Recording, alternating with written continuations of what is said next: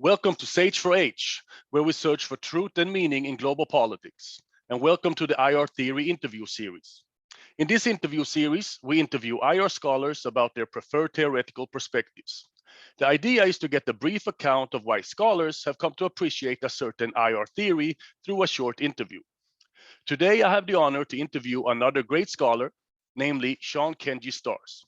He is the author of several articles, among which his article, American Economic Power Hasn't Declined, It Globalized, is a personal favorite.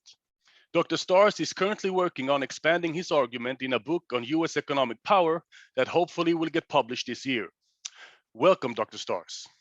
Thank you very much for inviting me. Nice to finally meet you. We've been emailing since 2019, so before the apocalypse. So yeah, finally. Nice to see you. Yeah, it's really nice to have you here after all those mails. So let's get down to business directly. And before we ask questions about IR theory and critical IPE, could you please tell us about your scholarly background? Sure. So I didn't start in a normal way. I wanted to be an archaeologist at first. My BA is in classical archaeology. Wow, archaeology. But then I found out that being an archaeologist is not exactly as exciting as Indiana Jones. For every one summer of excavation, you do about 4 years of putting like numbers on rocks and ceramic shards and stuff like that. So I decided instead of studying the world 3,000 years ago, I should study the world today. And then I switched to international relations. And then I did the Model UN. So I thought I wanted to be a diplomat. I did the Model UN, but then through that experience in the United Nations General Assembly, which was an amazing experience, but I realized that as a diplomat, you can't really have your own mind. You can't speak freely. You really have to imbue the foreign policy of whatever government you're representing. So I'm not very good at being fake or not speaking my mind. So I switched that, and then I just discovered Noam Chomsky. Started reading him in the summer of 2002, and then the Iraq War buildup started, and so participate in protests for the first time in my life, and it was an amazing feeling. So that whole experience, 2002-3, radicalized me, politicized me. I was apolitical before, and so I got the book here, Understanding Power. Reading this 20 years ago, I think I might have that one as well, but I have it in Swedish. Oh, in Swedish. Okay, great. Oh, wow, fantastic. Yeah. And I have a few other Chomsky books here.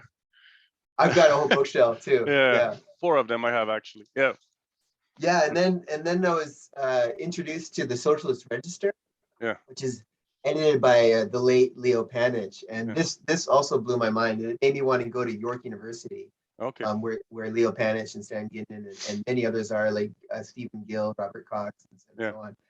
Unfortunately, Leo Panitch died of COVID in December 2020. He did. But yeah, he did. Okay. But so anyway, I was fortunate enough to be there from 2007 to 2014. So I got an MA and a PhD there, and it just changed my life. I mean, there was also this guy too, Capital is Power, Jonathan Nitzan. This also really influenced me, even though I disagree with a lot of aspects of what he's saying. So that's why I'm not exactly a Marxist, because I'm kind of a mishmash. But anyway, so I was also there. So this came out in 2012. This is his big magnum opus, Making a Global Capitalism. So this, so basically, I have that book too. Okay, excellent. So this book, I do the empirical research to support the arguments in that book, basically. So that's basically what I started off doing for my PhD dissertation, and then I went to Hong Kong. I didn't plan to go to Hong Kong at all, but I went in 2014, just as the umbrella movement exploded. Students were occupying the streets. And then I was there until 2021. I had to leave because of the crackdown on academic freedom, which came very hard and fast. When did you go to Hong Kong? What year? 2014. 2014. Okay, I was there then actually. Yeah. Oh, you were? Yeah. Oh, fantastic. Yeah. Fantastic. At Lingnan University. Oh, Lingnan. Oh, great. I was at City University of Hong Kong. Yeah. Okay. Great. Yeah. Cool. Yeah. So we were there at the same time. Were you there in 2019? No, not 2019. I left 2015. Okay. Yeah. 2019 was very intense. Yeah. Street battles, student occupied university, et cetera, et cetera. So all of that just led me down the path to critical political economy, basically 20 years ago. Yeah. Wow, fascinating. Thank you very much for sharing. What a story, and really nice that you show the books and the authors that influence your thinking. That's always nice to hear about. So yeah, you said you're not really a Marxist, but if you were to choose 3 core critical IPE concepts, which ones would you choose and why? Yeah, so I like critical political economy, the label of critical political economy, because it's a broad umbrella that includes not just Marxists, but other critical people. And for me, basically, at the core of it is critiquing capitalism. So maybe the first concept is global capitalism. So instead of, for example, the global market, I still use globalization. So in like the article that you cited, but in critical economy, we focus on global capitalism. So we want to emphasize that there are class relations. It's certainly not a global market in the sense of neoclassical economics, in which you basically have highly competitive firms that are freely competing around the world and so on with free trade, free capital flows, that kind of stuff. So we emphasize global capitalism. There are concentrations of power within capital and the capitalist class, and also the state, so that's maybe the one big concept. Another one would be hegemony or imperialism. So they are a little different. So hegemony is in the Gramscian sense. So Antonio Gramsci, and then Robert Cox brought these ideas to international relations in the 1980s. But for Gramsci, hegemony is a combination, is leadership with a combination of both consent and coercion of those that you're subordinating. And so, whereas imperialism is more sort of straight extraction of resources, like imposition of power to extract resources, and to force other states or actors to do what you want them to do. So I think critical political economy also focuses on these concepts. So some other theoretical strands use hegemony, but usually only critical political economists use imperialism. So certainly liberals don't have a concept of Western imperialism, for example. I mean, that like the concept of Western imperialism for liberalism is basically an oxymoron, because the West supports freedom and democracy in the world. So if we emphasize, concepts like Western imperialism, U.S. imperialism, we're being very clear that this is an imposition of power from the U.S., from the West on the rest of the world, and I think we can see this in the Ukraine crisis, although that's a whole other topic. And the hegemony is a combination of consent and coercion. So there's definitely still coercion in the concept of hegemony, but there's also what Geert Lundestad called empire by invitation. And so, under Trump, Poland invited the U.S. to open up a new U.S. military base called Fort Trump, right? Yeah. And Vietnam. I mean, the U.S. fought in a very intense war, killed up to 4 million people in Vietnam, and yet 40 years later, the country of Vietnam is inviting the U.S. Navy back to the port of Da Nang and so on. So we have to also have this concept of not just imposing will, but also creating the structural conditions in which other actors have an interest in actually consenting to your power. And then the third is, I don't know how many that was, but you mentioned global capitalism, hegemony, and a third one. Third one would be maybe state-society complex. So the idea that state and capital are structurally integrated; they're not separate. So especially in a liberal framework, state and the market are very separate, and so separate that the market is sort of somewhat even autonomous, according to some people. And so when the market globalizes, that is globalization, like escaping the nation state and so on. And this idea that big companies, big corporations have no nation, are nationless, basically. So that's from so in critical economy, we although not all, I guess, but at least neo-Marxian state theorists like Leo Panich see a state society complex. So with class and state power. So I think those three concepts are useful from critical political economy that other theoretical perspectives don't use.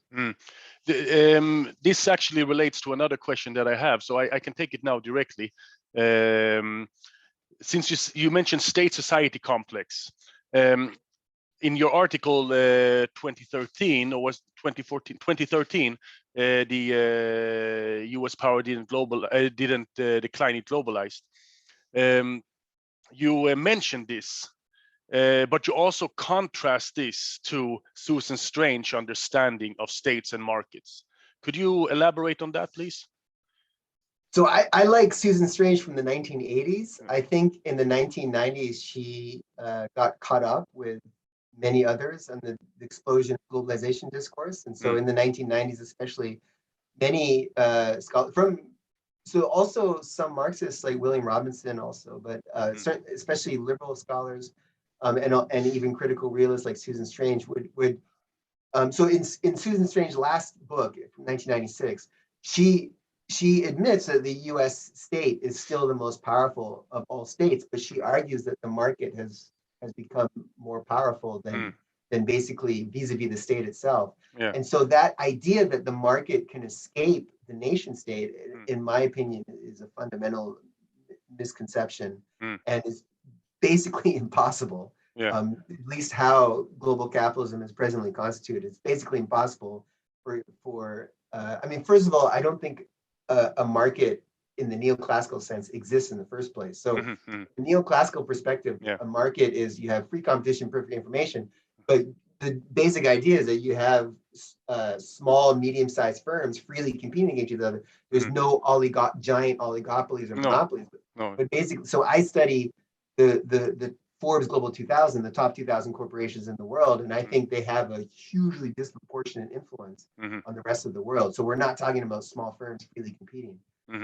So in Susan Strange, I think she went too far in the globalization discourse, saying that the market is becoming more powerful. Firms are able to produce anywhere, and they can sort of, there's this idea of the race to the bottom, so they can leverage different states to lower their labor costs and so on, to decide where to invest and open up their factories. So all of that stuff, I think, was a misconception then and is definitely a misconception today.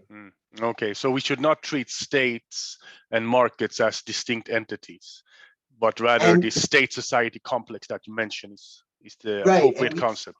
And we can't see, I don't think we should conceptualize the market as ever being able to escape the state. So it's not just that it's a false dichotomy to say that they're two separate actors, but also to believe that one can escape from the other, I think, is just theoretically and empirically impossible. Interesting. Thank you very much. So you mentioned global capitalism, hegemony or imperialism, and state-society complexes. Those are the three core concepts. And the three core concepts of critical IPE. But sometimes when you read global political economy textbooks, and I'm thinking particularly about the textbook by O'Brien and Williams, they basically have three categories of theories. They have liberal theories, realist theories, and then they have critical theories. And within that critical umbrella, you have environmentalist perspective, feminist perspectives, Marxist perspectives, bottom-up perspectives, all kind of another development type of perspectives.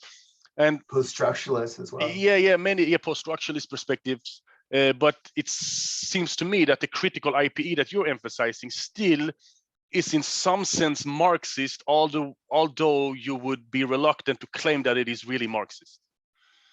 I mean, certainly Marxists are part of it, but I mean, one reason why I don't call myself a Marxist is that I think we have to move beyond the labor theory of value.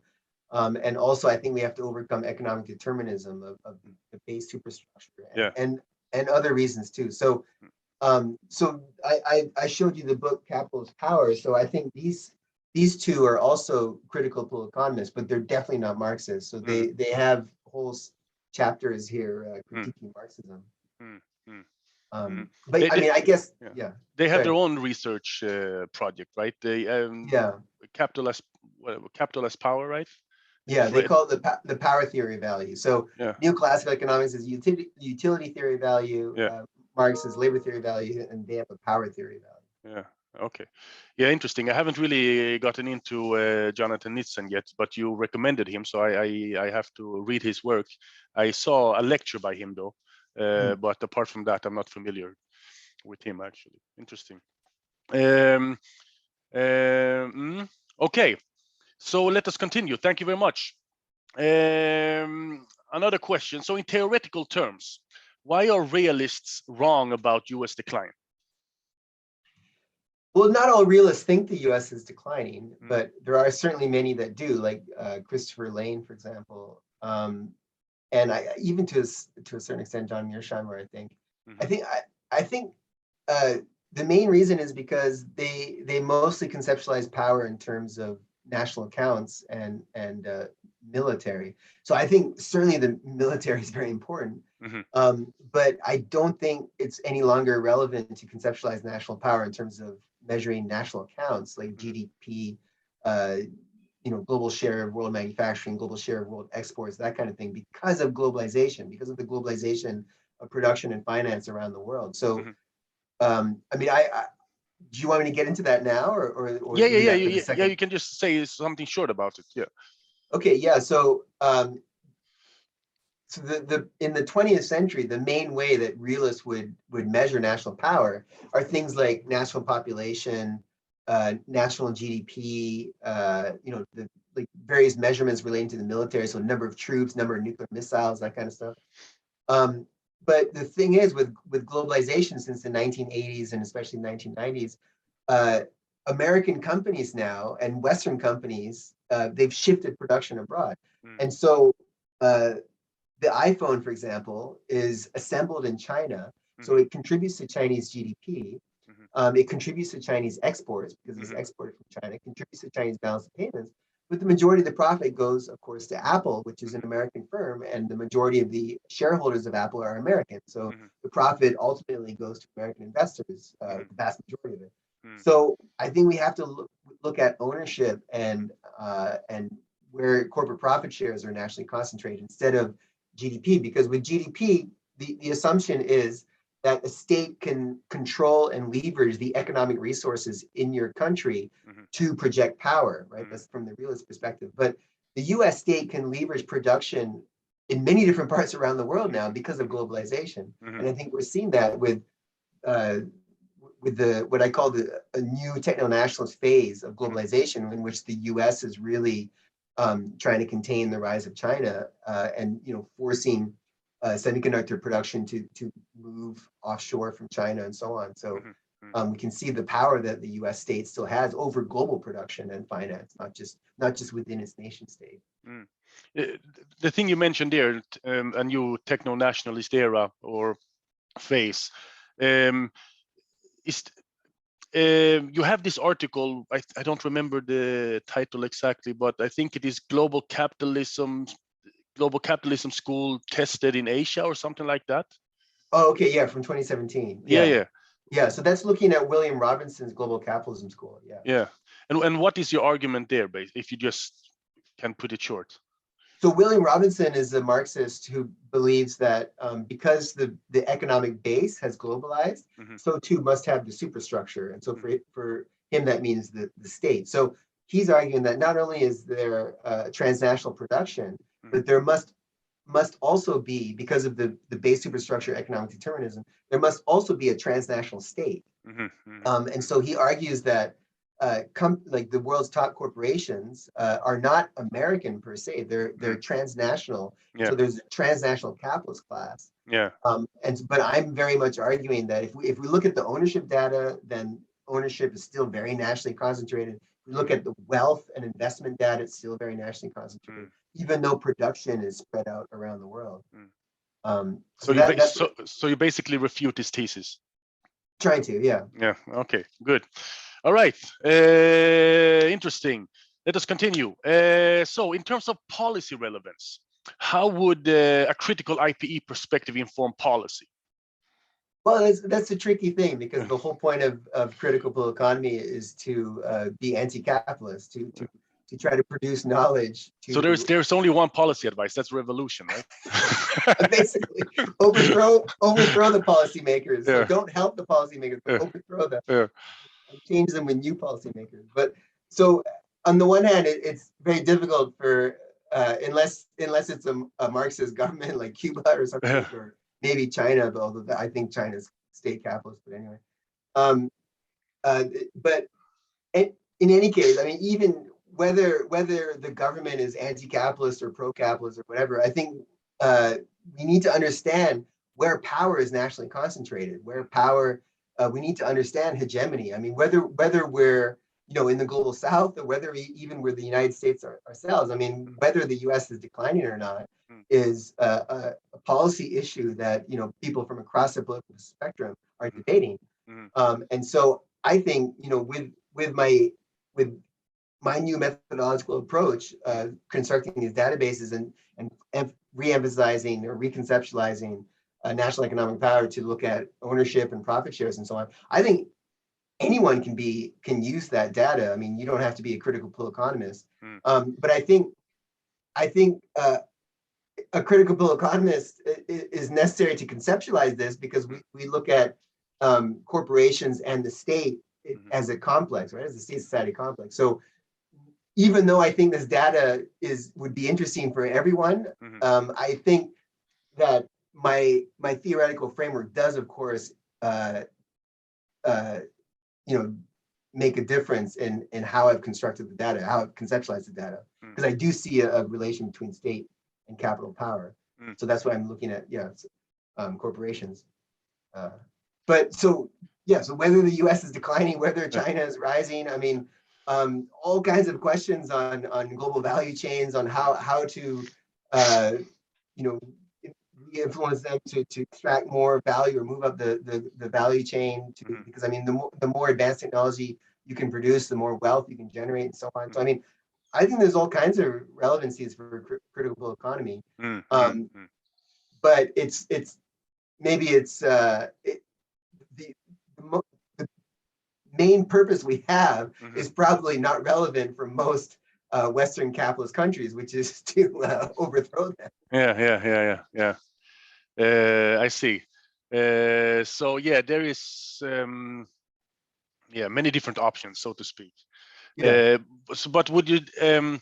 But one option could perhaps be to, I mean, some kind of if we're not thinking about revolution, and not even necessarily social democratic reformism, but one policy advice that could emanate from that understanding could actually be some kind of economic nationalist policy advice, some kind of mercantilist policy advice, to strengthen the nation, to strengthen the state, to become self-sufficient in certain areas, and so on and so on.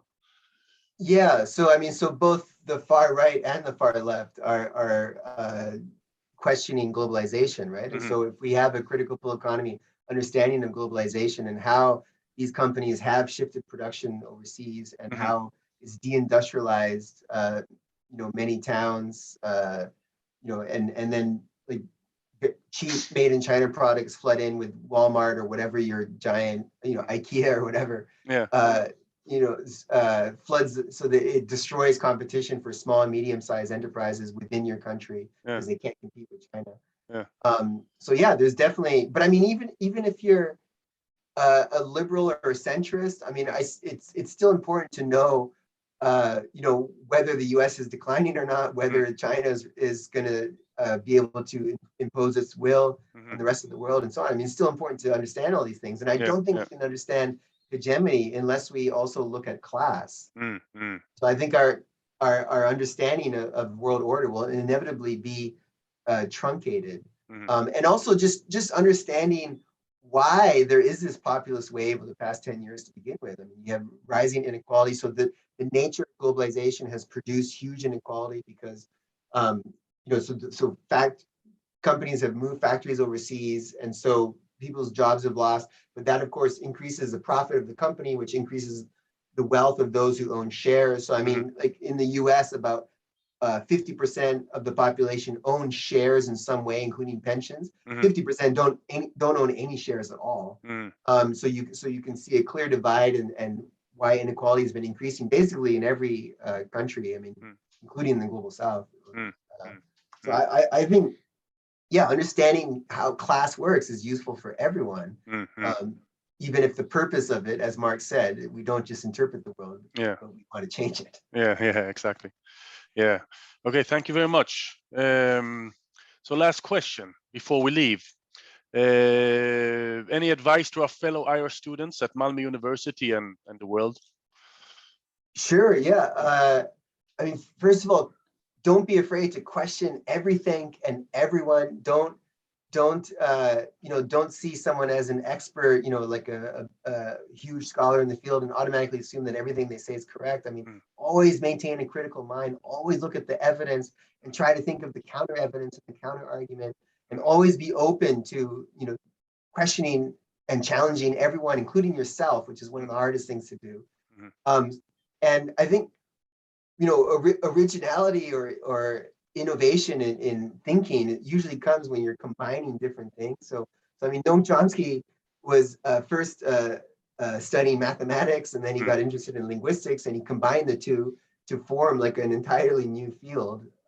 So when you're combining things, different ideas, different perspectives, then often you can see things in a different light. And yeah, keep up with the daily news. So I think the best newspaper is the Financial Times. Yeah. If you're interested in Financial Times. Financial Times, yeah. So I've been a subscriber since 2008. I think. I think it's the best newspaper from the perspective of global capitalism. So that's where they speak to themselves. Yeah. And also, for East Asia, I think the South China Morning Post is excellent.